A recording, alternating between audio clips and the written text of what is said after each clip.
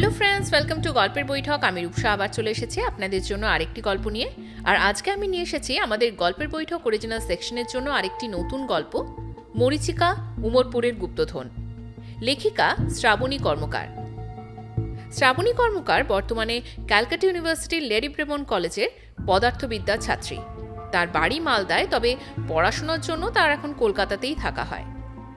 তিনি লিখতে ভালোবাসেন আর আশেপাশের ছোট ছোট ঘটনাগুলোকে গল্পের আকারে তুলে ধরতে ভালোবাসেন। তো চলুন বেশি দেরি না করে আজকে তার এই গল্পটি শুনে নেওয়া যাক।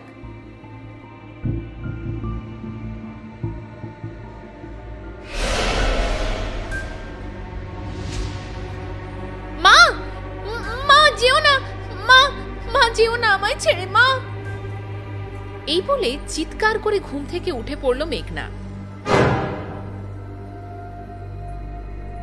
গোটা মুখ ঘামে ভিজে গেছে, চোখে মুখে ভয়ের ছাপ ভীষণ স্পষ্ট। এই নিয়ে প্রায় 7 দিন ধরে মাকে স্বপ্নে দেখে চিৎকার করে উঠছে মেঘনা। মা মারা যাওয়ার পর 18 দিন হয়ে গেছে। মেঘনা তখন অফিসের কাজে বাইরে। হঠাৎ পাড়ার একজন ফোন করে জানায় যে পথ দুর্ঘটনায় তার মায়ের মৃত্যু হয়েছে। বাবা তো সেই ছোটবেলাতেই মারা গিয়েছিল। তারপরে মাই ছিল তার একমাত্র সম্বল। আত্মীয় স্বজন কেউ ছিল না বললেই চলে। আসলে বাড়ি রমতে গিয়ে বিয়ে করেছিল মেঘনার বাবা মা, তাই পরিবারের কারোর আশীর্বাদের ছটাটাও মেলেনি। মা বেঁচে থাকতেই মেয়ের পছন্দ করা ছেলের সাথেই বিয়ে ঠিক করে গিয়েছিলেন। সামনের মাঘ মাসেই তাদের বিয়ে হওয়ার কথা ছিল, তবে তার আগেই এরকমটা ঘটে গেল। তবে অমর ছেলেটা বড্ড ভালো। এরকম হওয়ার পরে আর একদিনও একা রাখেনি মেঘনাকে।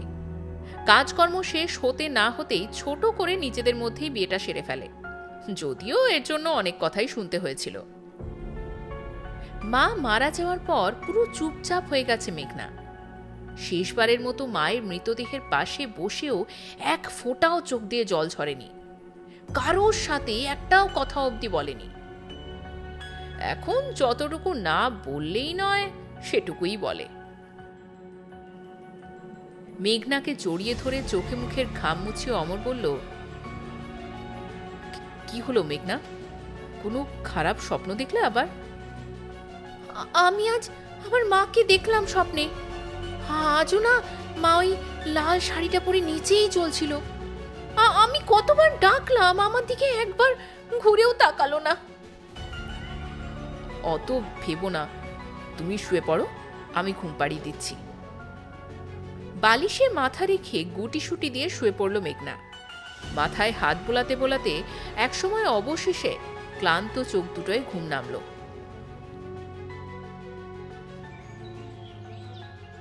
পরদিন সকালে অফিস থেকে ফোন আসলো অমরের। প্রত্নতাত্ত্বিক বিভাগের এক উচ্চপদস্থ কর্মচারী হওয়ায় মাঝে মাঝেই দেশ বিদেশে পাড়ি দিতে হয় তাকে। এবারও যেতে হবে উমরপুর, উত্তর পূর্ব ভারতের একটি ছোট গ্রাম। কদিন আগে এক বাড়ির কাজের জন্য মাটি খোঁড়ায় কি একটা চকচকে পাথরের হদিশ মিলেছিল। তারপরেই পুরোটা খুঁড়তে বেরিয়ে পড়ল এক পাথুরে মূর্তি। কালো পাথরের সেই মূর্তি আদতে কোনো দেবমূর্তি নাকি কোনো পৈশাচিক নাকি কোনো শিল্পকলার নিদর্শন, সেই নিয়ে এখনো কোনো সিদ্ধান্তে পৌঁছানো যায়নি। কিন্তু সেই মূর্তি নাকি বেশ প্রাচীন। স্থানীয় লোকেদের দাবি হয়তো 500 বছর কি তারও আগের হতে পারে। মূর্তিটা পাথুরে হলেও স্থানে স্থানে রয়েছে সোনার কারুকাজ, তাছাড়াও বিভিন্ন দামি গয়নার কাজ, যা আজকালকার দিনে সচরাচর খুব একটা দেখা যায় না। এখনকার বাজারে এরকম মূর্তির দাম 2-3 লক্ষ থেকে বেশি হলেও কম হবে না। তবে অবাক করার ব্যাপার হলো, এরকম একটি অজপাড়া গাঁয়ে এত দামি মূর্তি এলোই বা কি করে? কিছু বুদ্ধিদীপ্ত মাথার আবির্ভাব হলো। নানা মুনি নানা মত। কারোর মতে ইংরেজরা এসে ভারতের স্থানে স্থানে এরকম মূর্তি পুঁতে রেখেছিল। কারোর মতে মুঘলরা যখন হিন্দু মূর্তি ধ্বংসের পথে অগ্রসর হতো, তাদের হাত থেকেই বাঁচাতে এইভাবে মূর্তি লুকিয়ে রেখেছিল হিন্দুরা। আবার কারোর মতে নিশ্চয়ই কোনো বড় মন্দিরের ভগ্নাবশেষ থাকার কারণেই এই মূর্তি। রাতারাতি খবর ছড়িয়ে পড়ল সর্বত্র। বেশ কিছুটা এলাকা জুড়ে সরকার থেকে বাউন্ডারি দেওয়া হয়েছে। সেখানে কারোর অনুমতি ছাড়া প্রবেশ নিষেধ। কেবলমাত্র প্রত্নতাত্ত্বিকদের অনুমতি সাপেক্ষে প্রবেশের অধিকার রয়েছে। সদ্য মা হারিয়েছে মেঘনা। এখনো সাধারণ জীবনে ফেরার লেশমাত্র আভাসও পাওয়া যায় না। এরই মধ্যে একা ফেলে যাওয়া তো সম্ভব নয় অমরের পক্ষে। নিজে যাওয়াটা যখন ক্যান্সেল করাই গেল না, তখন মেঘনাকে সঙ্গে করে নিয়ে যাওয়া ছাড়া আর কোনো উপায় বাকি রইল না। ইতিহাসে অবশ্য একেবারেই আসক্তি নেই মেঘনার। বরাবরই তার ঘৃণা আর ভয় জন্মেছে।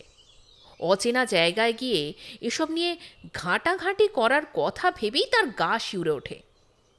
তবে একা থাকার মতো সাহস আর ক্ষমতা কোনোটাই বাকি নেই তার মধ্যে। অগত্যা সাথে করে যাওয়া ছাড়া আর তার কোনো উপায় রইল না। অমরের কলিগদের সাথে আগে থেকেই সম্পর্কটা খুব ভালো থাকায় সেই দিক থেকে মেঘনার কোনো অসুবিধে রইল না। মেঘনাকে নিয়ে 6 জনের টিম বেরিয়ে পড়ল উমরপুর গ্রামের উদ্দেশ্যে। ট্রেনে করে গৌহাটি স্টেশন, আর তারপর সেখান থেকে ছোট গাড়ি করে কিছুটা যেতেই পাকা রাস্তা শেষ। ড্রাইভার জানিয়েই দিল যে এরপরে আর কোনো গাড়ি চলাচল করে না। গরুর গাড়ি করেই কয়েক মাইল গেলে উমরপুর গ্রাম। যথারীতি গাড়ি থেকে নেমেই সামনে নজরে পড়ল কয়েকটা গরুর গাড়ি সেই দুপুরের খটখটে রোদের মধ্যেও দাঁড়িয়ে। বোঝাই যাচ্ছে তাদের বাজারটা বেশ উঠে দাঁড়িয়েছে এই মূর্তির দৌলতে। সাথে যা জিনিসপত্র আর গরুর গাড়ির যা আকার, তাতে 2 জন করে যাওয়া ছাড়া আর কোনো গতি নেই। এরপর জিনিসপত্র বোঝাই করে গরুর গাড়ি চলতে শুরু করলো।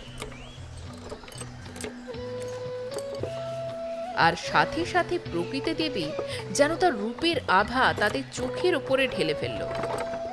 পাহাড়ের তলানিতে গড়ে উঠেছে ছোট্ট গ্রামটা। একেবারে লাল মাটির রাস্তা। কোনো কনস্ট্রাকশন যে হয়নি তা ভালোই নজরে পড়ছে। বর্ষার দিনে নাকি এসব রাস্তায় গরুর গাড়ি তো দূর, হেঁটেও চলাচল করা যায় না। মাঝে মাঝেই চোখে পড়ছে ছোট্ট ছোট্ট টিলা। বড় বড় হোগলা পাতার গাছ যেন ঢাল হয়ে দাঁড়িয়ে আছে। আর সাথে কিছু কিছু জায়গায় টিলার গায়ে গায়ে অর্কিড। 2 পাশে ছোট ছোট টিলার মাঝখান দিয়েই সাপের মতো এঁকে বেঁকে এগিয়ে চলেছে রাস্তা। এতটাই ছোট যে পাশাপাশি 2টো গাড়ির একসাথে চলার জো নেই। তাই স্বাভাবিকই সময়টা একটু বেশি লাগে যাতায়াতের পক্ষে। রাস্তার ধারে ল্যাম্পপোস্টের কোনো অস্তিত্ব নেই, তাই বিকেল 4টের পর আর কোনো গরুর গাড়িও চলে না। সে বিশেষ কোনো প্রয়োজন থাকলে বেশ মোটা টাকার বিনিময়ে চলাচল হয়। আশেপাশে বেশিরভাগ বাড়িতেই কারেন্টের কোনো অস্তিত্ব নেই। এই সরকারি কিছু কার্যালয় বাদে কোনো ধনী বিত্তশালী ব্যক্তির ঘরেও হ্যারিকেনের আলোই নিজেকে বাঁচিয়ে রেখেছে। জনবসতি খুব কম, টেনে টুনে হয়তো 600 কি 700 হবে।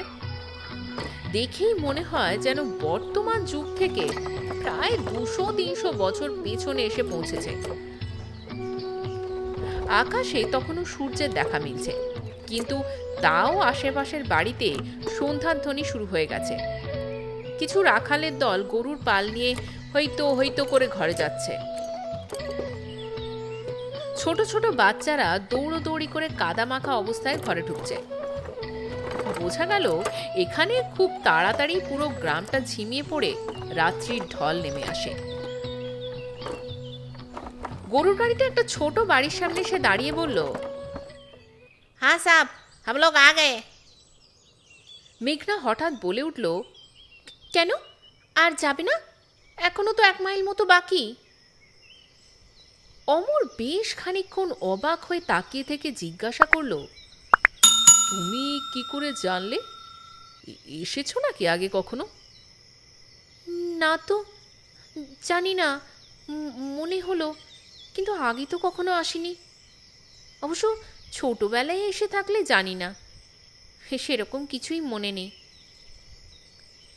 হ্যাঁ মালকিন, সাই বললেন আপনি, কিন্তু এখান থেকে আজ আর যাওয়া যাবে না। সন্ধ্যা হতে চললো। मैं कल सुबह 7 बजे আসবো, साथे उधर के भी लिए আসবো। ये सरकारी गेस्ट हाउस আছে, आप लोगों के लिए उधर आदमी है, कोई परेशानी नहीं होगा। सुबह तैयार होके रहना, स्पॉट पर लेके जाना है। জিনিসপত্র গেস্ট হাউসে রেখে বাহাদুর চলে গেল। রাম সিং আর তার স্ত্রী কামলি এই গেস্ট হাউস চালায়।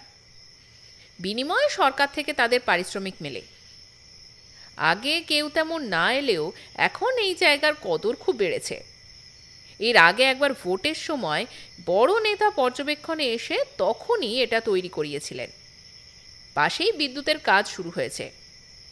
বছর দুয়েকের মধ্যেই গোটা গ্রামে বিদ্যুৎ পরিষেবা শুরু হবে বলে আশা করা যায়।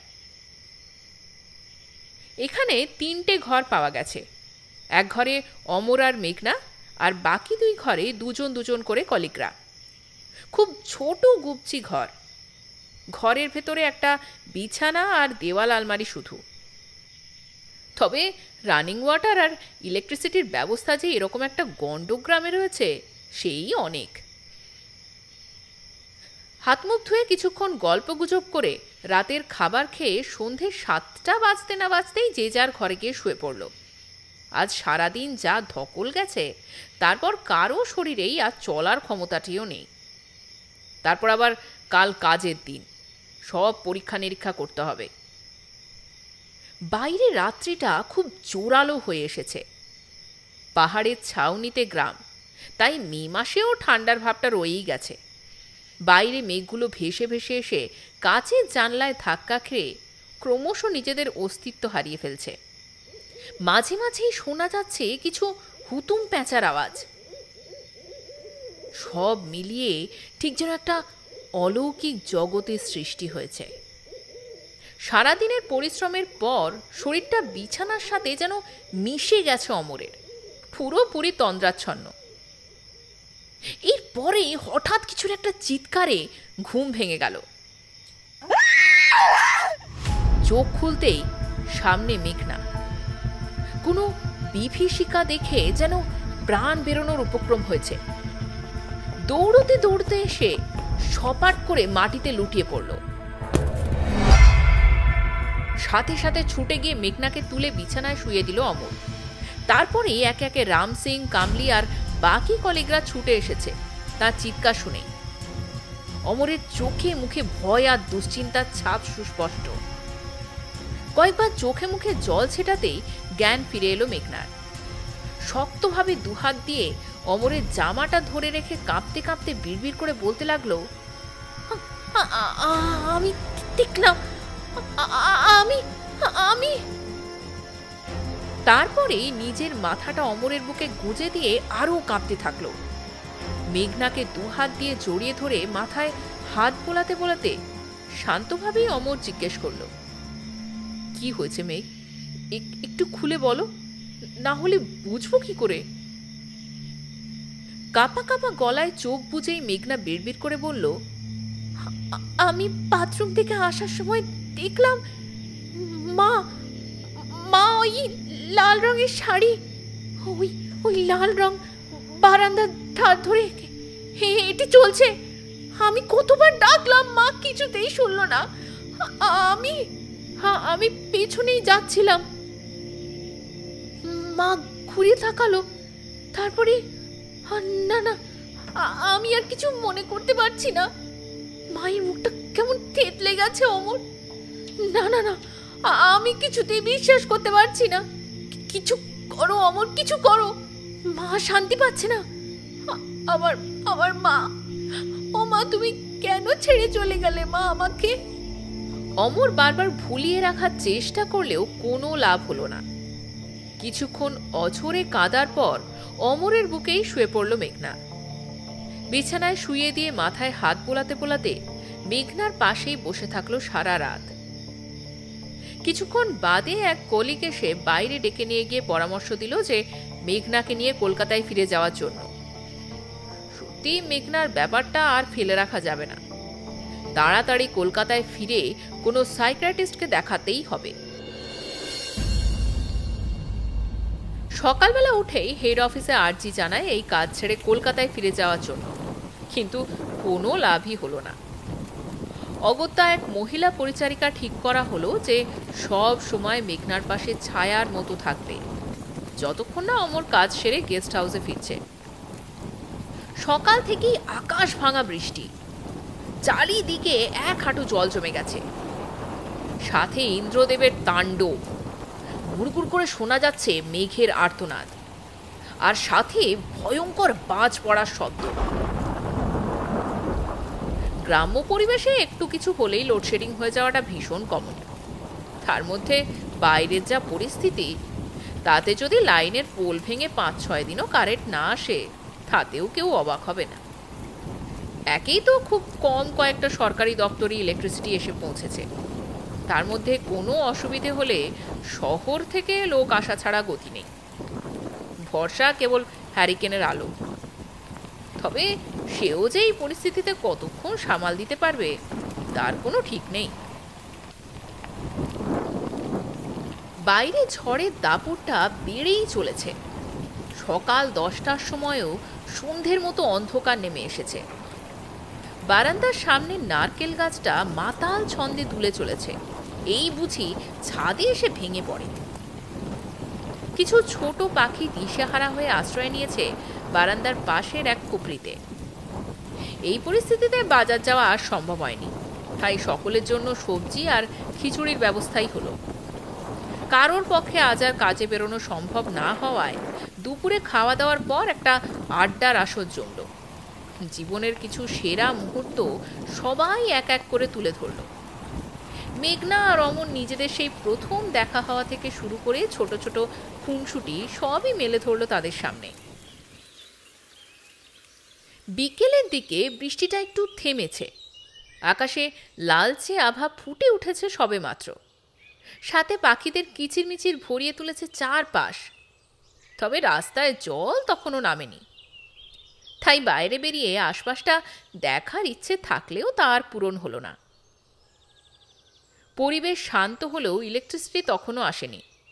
ফোন করে জানানো হয়েছে, তবে কালকের আগে যে কিছুই করা যাবে না সেটাও তারা স্পষ্ট জানিয়ে দিয়েছে।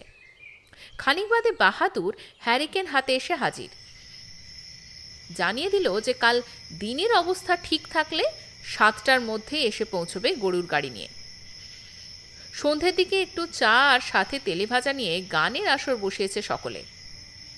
হাসি ঠাট্টার মধ্যে দিয়ে আসরটা প্রায় জমে উঠেছে এমন সময় বাইরের দিকে আঙুল তুলে চিৎকার করে উঠল মেঘনা, ও অমর, বাইরে বাইরে দেখো, মা মা আমার দিকে তাকাচ্ছে, আমাকে কিছু বলতে চায়, মা আমি আসছি মা। বলেই ছুটে বাইরে যাবে এমন সময় মেঘনাকে আটকে বুকে জড়িয়ে সামলাতে থাকে অমর। বাকিরা বাইরে অনেক খোঁজাখুঁজি করেও কাউকে দেখতে পায় না। প্রথমে সকলে ভেবেছিল হয়তো অন্য কাউকে দেখে এই ভ্রম, তারপরে বোঝা গেল মা হারানোর শোক থেকেই এরকম হ্যালুসিনেশন।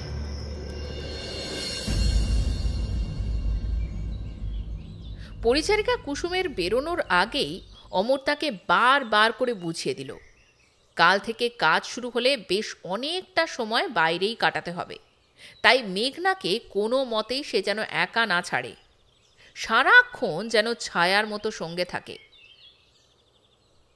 সকালবেলায় কুসুমের আসা মাত্র কাজে বেরিয়ে পড়ল অমর ও তার সঙ্গীরা। সারাদিন কিছু বই পড়ে কুসুমের সাথে গল্প করেও সময় কিছুতেই কাটতে চায় না। এদিকে ইলেকট্রিসিটিও নেই, আর স্মার্টফোন থাকলেও তার আর কোনো কাজ নেই এখন। এই পাড়া গায়ে নেটওয়ার্ক পাওয়া ভগবান দর্শনের থেকে কিছু কম না।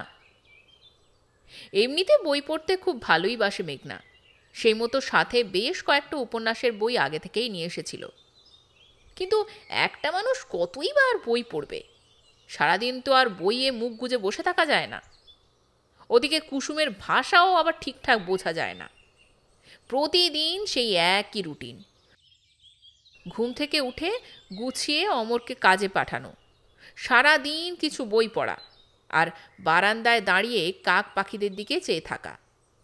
গেস্ট হাউস থেকে বেরোনোরও অনুমতি নেই, সুতরাং সময় কিছুতেই কাটতে চায় না। আর ওদিকে কলকাতাতে যে কি করে সময় পেরিয়ে যেত তার টেরটিও মিলত না। ওদিকে অমর প্রায় ঘরে ফিরে জানায় যে কত রকমারি জিনিস মিলেছে, কখনো স্বর্ণপ্রদীপ, কখনো বা রূপোর থালা, কখনো আবার পোড়া মাটির ভাস্কর্যের নিদর্শন, কখনো বা সোনার তৈরি শঙ্খ। আন্দাজ করা যায় জিনিসগুলো প্রায় 700 বছরের পুরনো, কোনো জমিদার বা রাজা মহারাজাদের আমলের। তবে জায়গাটার অস্তিত্ব নিয়ে এখনো কিছু সুস্পষ্ট নয়। অমর ঘরে ফিরে এইসব নিয়ে যখন আলোচনা করে তখনই যেন সারা দিন শেষে একটু প্রাণ ফিরে পায় মেঘনা। অনেকবার বাইরে গিয়ে ঘুরে আসার কথা জানালেও কোনো লাভ হয়নি। কিন্তু এইভাবে সারা দিন ঘরে বসে থাকতে কি আর মন চায়? ঠিক করলো অমর কাজে চলে গেলে কুসুমকে সাথে নিয়েই সে বাইরেটা একটু ঘুরে আসবে। অমরের ফিরে আসার আগেই অবশ্য ফিরে আসতে হবে, না হলে একবার ধরা পড়লে কি যে করবে তার কোনো ঠিক নেই। কিন্তু কুসুম কিছুতেই রাজি হয় না।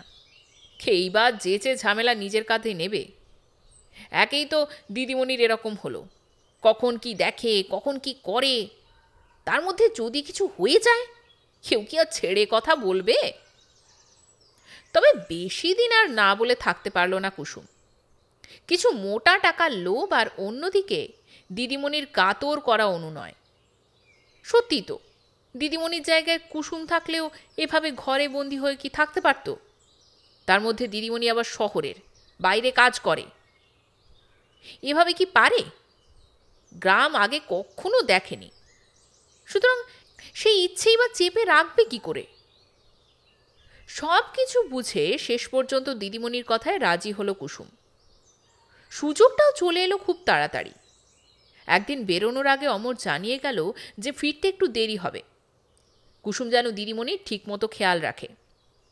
আর কি, দাদাবাবুর বেরোনো মাত্রই তাড়াতাড়ি একটা গরুর গাড়ির ব্যবস্থা করে দিদিমণিকে নিয়ে কুসুম বেরিয়ে পড়ল।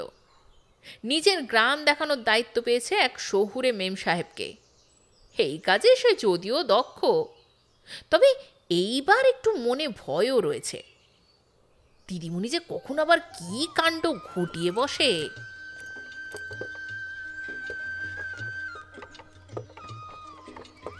গেস্ট হাউসের কাউকে না জানিয়েই বেরিয়েছে তারা। ঘুণাক্ষরেও যদি অমর টের পায় তবে কুসুমকে হয়তো সাথে সাথেই কাজ থেকে বরখাস্ত করবে। তবে এত দিন বাদে প্রকৃতির বুকে ফিরে আসার আনন্দটা সব খারাপ লাগাগুলোকে ছাপিয়ে উঠেছে। গ্রামে ঢোকার মুখে যতটা সুন্দর লাগছিল তার থেকে 1000 গুণ ভালোবাসা তৈরি হয়েছে। এইবার সে বুঝতে পারছে যে সবাই কেন বলে গ্রামে যে শান্তি আছে তা আর যাই হোক শহরের পরিবেশে নেই। কি সুন্দর এক স্নিগ্ধ শীতল বাতাস এসে শরীরে আলোড়ন তৈরি করছে। বাতাসে একটা মেঠো গন্ধ, আর সাথে মাঝে মাঝে ভেসে আসছে চাপা ফুলের মিষ্টি ঘ্রাণ। সামনে গরুর দল মাঠে মাঠে ঘাস খাচ্ছে, আর তাদের পাহারায় থাকা রাখালেরা গাছের তলায় জিরোচ্ছে। কেউ আবার ঘাস কেটে কেটে বস্তায় ভরছে।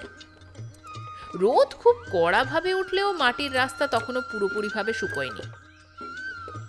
বেশ খানিকটা থেমে থেমেই গাড়িটা চলছে। অবশ্য এতে মেঘনার ভালোই হয়েছে। আশেপাশের প্রকৃতিকে ঠিক নিজের মতো করে সে গিলে ফেলছে। এমন সময় মনে হলো সাথে যদি ক্যামেরাটা থাকতো তাহলে এই স্মৃতিগুলো সারা জীবনের জন্য সে সঙ্গে করে নিয়ে যেতে পারত। নিজের চোখে যদি কেউ না দেখে তাহলে সে বুঝবেই না এই সৌন্দর্যের মর্ম। শহরের ছেলেমেয়েরা যেখানে বিকেলের মনোরম পরিবেশেও বাইরে বেরিয়ে খেলাধুলোর কথা ভাবে না, সেখানে এই গ্রামের ছেলেমেয়েরা দুপুরের খটখটে রোদেও মহা তৃপ্তিতে খেলে চলেছে। অবশ্য এদের বাবা মাদের মধ্যে ছেলে মেয়েকে আগলে রাখার বালাইটুকু নেই। সত্যি অনাদরের মস্ত স্বাধীনতা। আর একটু এগোতেই কুসুম একটা ছোট্ট ঘরের দিকে আঙুল করে বলল, ই হাম লোগো কা পাঠশালা আছে, এখানে ক্লাস 3 অবধি পড়েছি আমি। এই গ্রামের যতগুলো ঘর আছে সবটা এখানেই পড়ে। ক্লাস 4 অবধি। এর বেশি কেউই পড়তে চাইলে ওকে গ্রামের বাইরে থেকে গিয়ে পড়তে হবে, কিন্তু इतना कौन करेगा?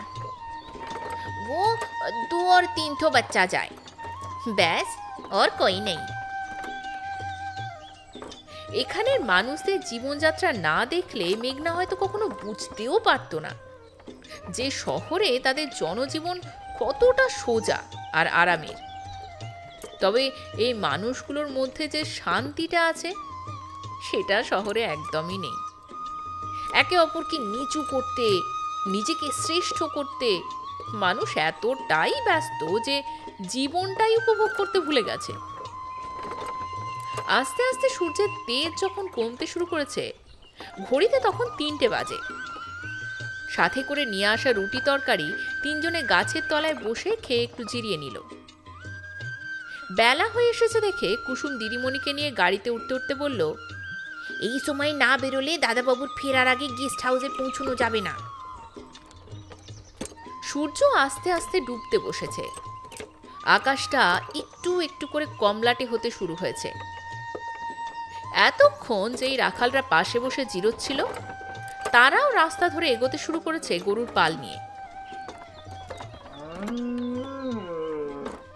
কোনো রকমে গরুর গাড়ির জন্য ছোট একটু পথ বার করে দিয়েছে। ওর মধ্যে দিয়েই ধিমি গতিতে গরুর গাড়ি এগিয়ে চলেছে। হয়তো হেঁটে এর থেকে তাড়াতাড়ি পৌঁছানো যাবে, তবে কিছু করার উপায় নেই। ছেলেগুলো খেলা সেরে একে অপরের সাথে খুনসুটি করতে করতে, হাসি মজাক করতে করতে বাড়ি ফিরছে। আকাশে পাখিদেরও ঘরে ফেরার তাড়া। আস্তে আস্তে সন্ধে নেমে আসছে এই গ্রামের বুকে।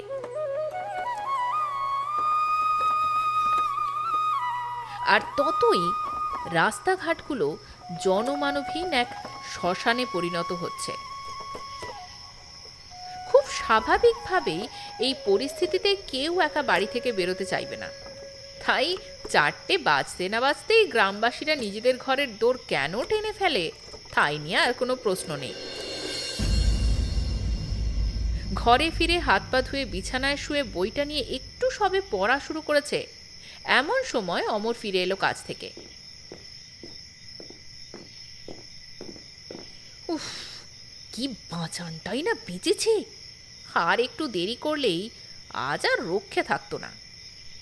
অমর ফ্রেশ হয়ে এসে, কি মেঘ, আজ বেশ কুশমেজাজে আছো মনে হচ্ছে, কিছু হয়েছে নাকি? বলেই বিছানার এক কোণে বসে পড়ল। পতিদেব যে এত ভালো করে তাকে চেনে সে বিষয়ে কোনো আইডিয়াই ছিল না মেঘনার। আজ এতদিন পরে একটু শরীরে প্রাণের উদ্রেক হয়েছে, সেটাও ঠিক নজরে এসেছে অমরের। অবশ্য মনের মিল না থাকলে সেটা হয়তো সম্ভব হতো না। ওই কুসুম এত গল্প করে, সেই নিয়ে খুব হাসাহাসি করেছি আজ। মেয়েটা একদম পাগল যেন। হ্যাঁ, 19-20 বছরের মেয়ে। ওর বয়সী মেয়েরা কোথায় পড়াশুনো করে নিজের পায়ে দাঁড়াচ্ছে, আর সেখানে ও দেখো কি কাজ করছে।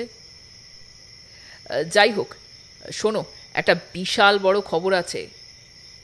জায়গাটায় অনেক খোঁড়াখুড়ির পরে প্রায় 15-20 হাত গভীরে গিয়ে একটা চূড়ো পাওয়া গেছে কিছুর। মনে হচ্ছে কোনো গুপ্তধনের ব্যাপার আছে, বুঝলে? যদি সে নাও হয়, তবেও মাটির নিচে থেকে কোনো ছোট বাড়ি বেরোলেও বেশ দারুণ ব্যাপার। কিন্তু কাল তুমিও চলো না আমাদের সাথে, একটু দেখে টেকে আসবে। সারাদিন তো বাড়িতেই থাকছো। না না, আমি আর যাব না, তোমরাই দেখো, পরে কিছু মিললে আমি না হয় তখন যাব। বাবা, তুমি বাইরে বেরোতে মানা করছো? এ তো ভূতের মুখে রাম নাম। বুঝতে পারছি যে কুসুম বেশ ভালোই ভুলিয়ে রাখছে তোমায়। যাক বাবা, মনটা একটু বসেছে তাহলে। আর বেশি কথা বাড়ালো না এই নিয়ে অমর। রোজ অমরের বেরিয়ে যাওয়ার পরে কুসুমের সাথে মেঘনাও বেরিয়ে পড়ে। সারা দিন ধরে চারিদিক ঘুরে বেড়িয়ে আর কুসুমের তাজ্জব সব কথাবার্তা শুনে যে আনন্দ পায় তা হয়তো কলকাতায় ফিরে এসি রুমে বসে ফোন ঘেঁটে বা টিভি সিরিয়াল দেখেও মিলবে না। তাই কড়ায় গন্ডায় এই সুখটাকে একেবারে শুষে নিতে চায় সে। এরম করে বেশ কদিন চলতে লাগলো। ওদিকে অমরের সেই গুপ্তপুরী আস্তে আস্তে নিজেকে তিল তিল করে মেলে ধরছে। গ্রামটা মোটামুটি ঘোরা হয়েই গেছে, তবে ওই পাহাড়ের পশ্চিম দিকটা তখনও বাকি। ওদিকে জনবসতি নেই, কেউ যায় না বললেও চলে। এক দুবার কিছু শহুরে কোম্পানি এসছিল কিছু ঘরবাড়ি বানাতে, তারপর কে জানে কেন রাতারাতি কাজ ছেড়ে পালিয়ে গেল। আগে যেও কিছু লোক ওদিকে যেত, এই ঘটনার পর আর যায় না বললেই চলে। কুসুম বারবার মানা করলেও দিদিমণির জেদের কাছে মাথা নিচু করতেই হলো। তবে সে কিন্তু জানিয়ে দিয়েছে ওদিকে গেলেও একদম বেশিক্ষণ থাকবে না, দুপুর থাকতে থাকতেই ফিরে আসবে। তাতেই রাজি হয়ে গেছে মেঘনা। অবশ্য না মামার থেকে কানা মামাই অনেক ভালো। ওখানে পৌঁছে মেঘনা বা কুসুম কেউই প্রকৃতির সৌন্দর্যে মুগ্ধ না হয়ে পারল না। দূরেই এক বিশাল বড় পাহাড় নিজেকে শক্ত হাতে দাঁড় করিয়ে রেখেছে। পাহাড়ের নিচেই একটা উপত্যকা, পুরো রং বেরঙের টিউলিপ ফুলে ভরে আছে। দেখে মনে হচ্ছে পুরোটাই যেন কেউ এসে সাজিয়ে দিয়ে গেছে। পাশে একটা প্রকাণ্ড বড় হ্রদ, হ্রদের চারপাশটা খুব দারুণ করে বাঁধানো, যেন ঠিক রাজাদের আমলে তৈরি হয়েছে। হ্রদের এক পাশে একটা প্রকাণ্ড বট গাছ, আর গাছের ঝুড়িগুলো নিচে নেমে নেমে হ্রদের কোণটাকে মায়াবী করে তুলেছে। যে কেউ রাতে তো থাক, দিনের বেলাতেও হয়তো বট গাছের তলাটা মারাবে না। গাছের ওপরে কিছু বন্য পাখির বাসা। সচরাচর এত সুন্দর রামধনু রঙের পাখি কখনো দেখা যায় না। উপত্যকায় কিছু কিছু ছোট টিলা দেখা যাচ্ছে, তাদের গা বেয়ে জন্মেছে কিছু বাহারি ফুলের গাছ। তবে আশ্চর্যের ব্যাপার, ওই গাছ গাছড়ায় ভরা জমিতে একটা নির্জলা নিষ্ফলা জমিও রয়েছে। প্রায় 10-12 কাঠা জায়গা জুড়ে একটা প্রকাণ্ড ভূমি। মাটি একেবারে খটখট করছে, কোনো ঘাস অবধি জন্মাতে পারেনি সেখানে। অথচ তার পাশেই এই শস্য শ্যামলা ভূমি। হঠাৎ গাড়ি চালকের ডাক পড়ায় কুসুম দিদিমণিকে ওখানেই থাকতে বলে নিজে রাস্তার ধারে গেল। কাদার মধ্যে গাড়ির চাকা আটকে পড়েছে, চাকা কিছুতেই আর বাইরে বেরিয়ে আসতে পারছে না। তাই অগত্যা কুসুমকে ডেকে পাঠানো। বেশ খানিকক্ষণের কসরতের পরে অবশেষে চাকা বাইরে এলো। এদিকে তো দুপুর গড়িয়ে বিকেল হতে যায়।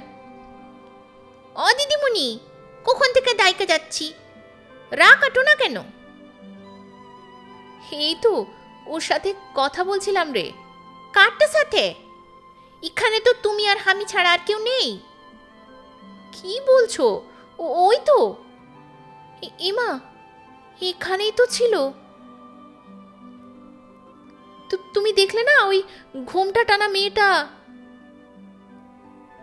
আর বেশি কথা না বাড়িয়ে কুসুম মেঘনাকে তাড়াতাড়ি গাড়িতে বসিয়ে গেস্ট হাউসে পৌঁছে দিয়ে এলো।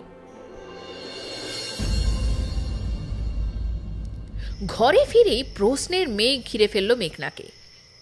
কি করে এমন হতে পারে? সামনেই তো ছিল ওই ঘোমটা টানা বউটা,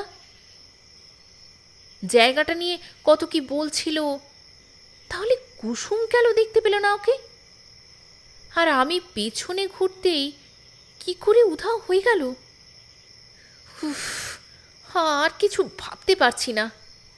তাহলে কি সত্যি আমি আবার হ্যালুসিনেট করছিলাম?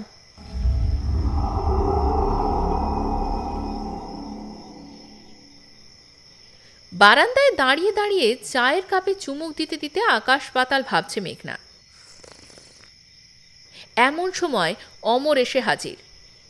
আরে তুমি এখানে দাঁড়িয়ে? যাই হোক মেঘ, এবার জিনিসপত্র গোছানো শুরু করো, আমরা আর এখানে বেশি দিন নেই। যা দেখছি আর 2 দিন মতো লাগবে, ব্যাস তারপরেই রহস্যভেদ। কি? তার মানে আমাদের এই জায়গা ছেড়ে চলে যেতে হবে? এই শোনো না, আমার না এই জায়গাটা বড্ড আপন লাগে। মনে হয় কতদিন ধরেই না চিনি। আর কিছুটা সময় থাকলে হয় না? বেশি দিন থাকা যে সম্ভব না সে ব্যাপার স্পষ্ট জানিয়ে দিয়ে অমর ভেতরে চলে গেল। কিছুটা খারাপ লাগলেও সেই নিয়ে আর বেশি কিছু বলল না মেঘনা। চায়ের কাপটা রেলিংয়ে রেখে শুকনো মুখে রাস্তার দিকে চেয়ে রইল। খানিক বাদেই টিপটিপ করে বৃষ্টি শুরু হলো।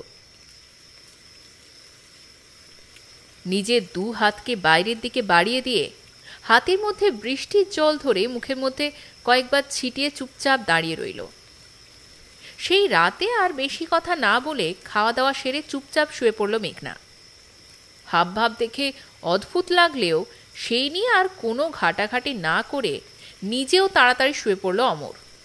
বুঝতে পারল যে জায়গাটা হঠাৎ ছেড়ে যেতে হবে ভেবেই কষ্ট পেয়েছে, কিন্তু কখনো কখনো একা ছাড়াই একমাত্র উপায়। ঘুমটা বেশ গভীর হয়ে এসেছে এমন সময় দরজা ধাক্কার আওয়াজ শুনে ঘুমটা ভেঙে গেল অমরের। অন্ধকারের মধ্যে ফোনটা হাতড়ে দেখল সময় প্রায় রাত 12টা। ফোনের ফ্ল্যাশটা জ্বালিয়ে বিছানা থেকে উঠে ঘরের আলো জ্বেলে দরজার দিকে গেল। লক্ষ্য করল দরজা ভেতর থেকে খোলা, অথচ ঘরে মেঘনাও নেই। বাইরে রাম সিং, কামলি সহ বাকি কলিগরা এসে হাজির। ময়ূক একটু আগেই বাথরুম করতে উঠেছিল। কি সব আওয়াজ শুনতে পেয়ে মেঘনাদের ঘরে এসে জানালো অনুপমের সাথে। আমরাও শুনলাম সব গান আর নাচের আওয়াজ। রাম সিং আর কামলিকেও ডাকলাম, এখন আর আওয়াজ যদিও পাওয়া যাচ্ছে না, তাই তোরা ঠিক আছিস কিনা জানতে এলাম, স্পেশালি মেঘনা। না রে, মেঘনা তো নেই। দেখছি দরজাটা ভেতর থেকে খোলা আছে, হয়তো বাথরুমে গেছে। একটু দাঁড়াতো, আমি দেখে আসি। বাথরুমে মেঘনাকে না পেয়ে চিন্তার হতাশা নিয়ে ফিরে এলো অমর। ওদিকে গোটা গেস্ট হাউস খোঁজা হয়ে গেছে, কিন্তু মেঘনা কোথাও নেই। মাথা নিচু করে কপালে হাত দিয়ে মেঝেতে বসে পড়ল অমর। এমন সময় রাম সিং বলে উঠল, साहब वो ऊपर छत की तरफ से आवाज आ रहा था, उधर चल के देखते, शायद मेम साहब उधर हो। দৌড়ে ছুটে গেল অমর ছাদের দিকে। ওদিকে বাকিরাও এলো পিছু পিছু। সামনের দৃশ্য দেখে নিজেকে সামলাতে পারল না অমর। সামনেই মাটিতে লুটিয়ে পড়ে আছে মেঘনা। ওদিকে ঝমঝম করে বৃষ্টি পড়ে চলেছে। এক পায়ের চটিটা ছিঁড়ে পড়ে আছে, আর অন্য পায়ে তখনও বিদ্যমান। সাথে সাথে নিজের জামাটা খুলে মেঘনার গায়ে জড়িয়ে দিয়ে কোনো রকমে কোলে তুলে নিচের ঘরে নিয়ে এলো। জামা কাপড় বদলে বিছানায় শুয়ে রেখে মাথায় হাত বুলিয়েই চলেছে। ওদিকে মেঘনা তখনও হুঁশ ফেরেনি। জ্বরে গা পুড়ে যাচ্ছে। জলপট্টি দিয়েও কোনো লাভ হয়নি। কোনো রকমে চামচ দিয়ে প্যারাসিটামল গলিয়ে খাওয়ানো হয়েছে। জ্বর না কমলে সকালে শহর থেকে ডাক্তার আনতে হবে। মনের মধ্যে একটার পর একটা প্রশ্ন। মেঘনার সাথে হয়েছিলটা কি? কি করেই বা মেঘনা উপরে পৌঁছলো? গেল এই যখন, এত রাতেই বা গেল কেন? ওভাবে লুকিয়ে যাওয়ার মানেটা কি? কিন্তু সেসব প্রশ্নের আর উত্তর পাওয়া গেল না। কখন যে চোখটা লেগে গেল। শেষে ঘুম ভাঙল বেলা 10টায়। ঘুম ভাঙতেই দেখলো মেঘনা উঠে পড়েছে ঘুম থেকে। স্নান করে এসে আয়নার সামনে দাঁড়িয়ে চুল বাঁধছে। চোখ রগড়িয়ে একবার ধরফর করে ছুটে গেল মেঘনার কাছে। মেঘ, কাল কাল রাতে কি হয়েছিল মেঘ? প্লিজ আমার কাছে কিছু না লুকিয়ে পুরো ব্যাপারটা বলো। কাল কাল রাতে? তুমি কি করে জানলে? আহ মেঘ, বলোই না। কাল রাতে মা এসেছিল জানো। আমাকে ডাকলো। কি সুন্দর একটা আনারকলি পরেছিল, লাল রঙের। আমাকে না ছাদে ডেকে নিয়ে গেল। মা কি সুন্দর গান করছিল, তার সাথে নাচ। আমি মুগ্ধ হয়েই তাকিয়েই ছিলাম। মা আমাকেও সাথে ডাকলো। আমিও পাগলের মতো মত্ত হয়ে নাচছিলাম।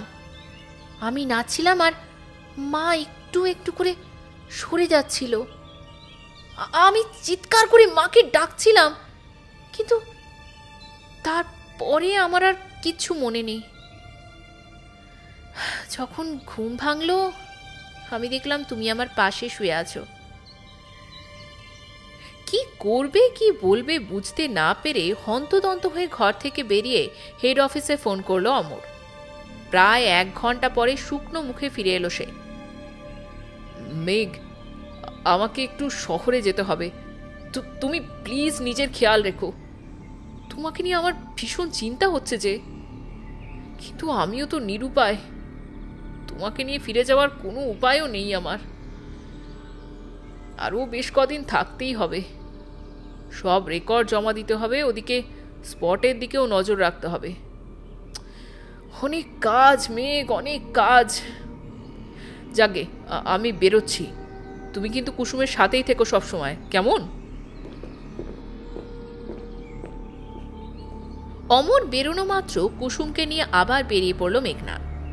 এখন প্রধান আকর্ষণ হচ্ছে সেই পাহাড়ের পশ্চিম দিকের মনোরম উপত্যকা। কখনো ফুলের জমির মধ্যে দিয়ে বাচ্চাদের মতো ছুটে বেড়ায়, কখনো বা শুয়ে থাকে ফুলের বিছানায়। প্রত্যেক দিনের এখন রুটিন দাঁড়িয়েছে। নিজের আসল স্বরূপ যেন খুঁজে পায় মেঘনা এখানে এসে। আপন মনে গান গেয়ে গেয়ে নেচে নেচে কুসুমকে সাথে নিয়ে চলে। যেই মেয়ে নাচের নও জানতো না, সে এখন নিচের থেকেই নাচের বিভিন্ন কলা কৌশল শিখে নিচ্ছে। কুসুমকে দিয়ে আবার একজোড়া ঘুঙুরও কিনিয়ে এনেছে। ঘুঙুর পায়ে নিজেই গান গেয়ে নেচে চলে নিষ্ফলা ভূমির ওপরে। আর কুসুমও মুগ্ধ দর্শকের মতো বড় বড় চোখে অবাক হয়ে চেয়ে থাকে। রোজ তিল তিল করে মেঘনা নিজের সুপ্ত দিকটাকে যেন আবিষ্কার করে চলেছে। এতদিনে নেতিয়ে পড়া মেয়েটা আবার হাসতে শিখছে, আবার প্রাণোচ্ছল হচ্ছে। বিশ্ব প্রকৃতির সৌন্দর্যে নিজেকে আবার হারিয়ে ফেলছে। তবে সব কিছুই হতে থাকলো অমরের চোখের আড়ালে। তারপর একদিন যখন অবশেষে অমর মূর্তি রহস্য ভেদ করতে সক্ষম হলো, তখনই ঘরে ফিরে জানালো যে মেঘনাকে নিয়ে সে পরদিনই ফিরে যাবে। মাটির ভেতর থেকে উদ্ধার হয়েছে এক প্রাচীন যুগের মন্দিরের ভগ্নাবশেষ। তবে যেটুকু ভাগ বেঁচে আছে তাও চোখে তাক লাগানোর মতো। মন্দিরের দেওয়ালগুলোতে রয়েছে পোড়া মাটির ওপর বিভিন্ন দেবদেবীর নকশা। চূড়ার মধ্যে ভেঙে যাওয়া সোনার ময়ূরপুচ্ছের অংশবিশেষ। মন্দিরের প্রধান দরজার একটা পালনা ভেঙে গেলেও অন্য পালনা তখনও অক্ষত। লৌহ নির্মিত দরজা, তবে কারুকাজ দেখে মনে হয় নিশ্চয়ই কোনো দামি হিরে জহরত দিয়ে তৈরি। মন্দিরের পুরো জায়গা ধরলে হয়তো 5 কাঠারও বেশি হবে। চারিদিকে 4টে দরজা। প্রধান দরজা লোহার হলেও বাকি দরজাগুলো খুলে গেছে। দেখে মনে হয় সেগুলো কাঠের তৈরি। মন্দিরের ভেতরে চূড়া থেকে ঝুলছে এক প্রকাণ্ড শিকল। হয়তো সেখান থেকেই ঝোলানো হতো শান্তি জলের ঘটি। আর তার নিচেই রয়েছে এক প্রকাণ্ড পাথর, অনেকটা উপবৃত্তাকার আকারের, যার মধ্যেই বসানো রয়েছে 2টো বৃহৎ আকার সোনার চোখ। আশেপাশে রয়েছে কিছু সোনার বাসনপত্র ও পেতলের তৈরি 2 পাখা পড়ে রয়েছে, যা তুলতে হয়তো 5-6 জন বলিষ্ঠ ব্যক্তির প্রয়োজন। মন্দিরের এক কোণেই দেখা গেল ছোট্ট একটা তালাবন্ধ রূপার বাক্স। হয়তো তার মধ্যেই আরাধ্য দেবতার গহনা কিংবা প্রণামী রাখা হতো।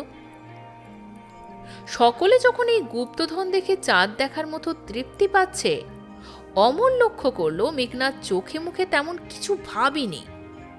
যেন এই সব কিছু ওর কাছে ভীষণ সাধারণ, দুষ্প্রাপ্য তো একেবারেই নয়।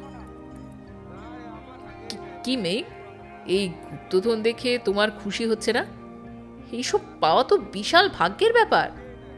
মেঘনা আনমনেই বলে উঠল, তোমরা তো আসল গুপ্তধন ছেড়ে নকলের পেছনে পড়েছ।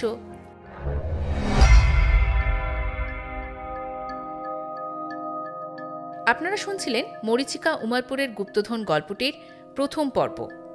এই গল্পটির দ্বিতীয় বা অন্তিম পর্ব জানতে শুনতে থাকুন গল্পের বৈঠক। আর এই চ্যানেলের গল্পগুলো যদি আপনাদের ভালো লাগে, প্লিজ আপনাদের সকলের কাছে আমাদের একান্ত অনুরোধ, চ্যানেলটিকে লাইক, কমেন্ট এবং শেয়ার ও সাবস্ক্রাইব করে একটু এগিয়ে যেতে সাহায্য করবেন।